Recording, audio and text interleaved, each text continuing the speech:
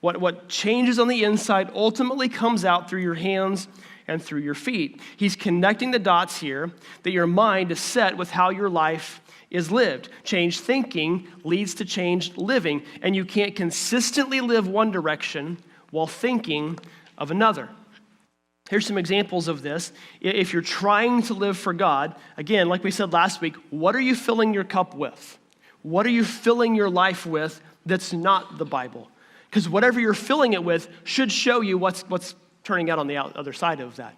For example, if you live a life where your mind is based on fear, that's going to lead to anxiety at some point. The more things we fear, ultimately, the more you're just going to start to worry and fear for the unknown, fear for the what ifs, fear for the possibilities that are out there.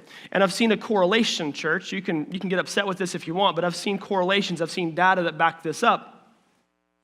The rise in anxiety among Americans over the past 25 years. It ties directly in with the rise of the 24/7 news cycle, and even more so with the device that fits in our pockets that tell us every bit of information from all over the world. The question we asked last week, are you filling your life with more Word of God or more news of the world? What fuels that fear? What fuels that anxiety?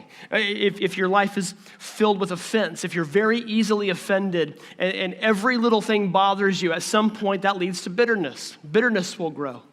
Offense or hurt feelings lead to that. Bitterness leads to hardness and shutting people out, keeping people away, keeping people pushed away. If you're filling your life with lustful thoughts, that's going to lead to impurity at some point. You're filling your life with comparison. That's going to lead to jealousy or to insecurity, because all you're now seeing is what somebody else has and not what you have, and not who you are.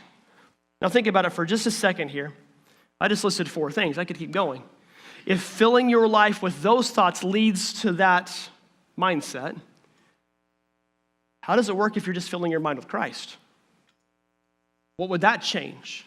Because filling your mind with Christ, transformation will grow. Again, Romans 5, when your mind is set on fleshly things, you live in the flesh. When your mind is set on things of the Spirit, you live in the Spirit. What fuels your mind ultimately fuels your behavior.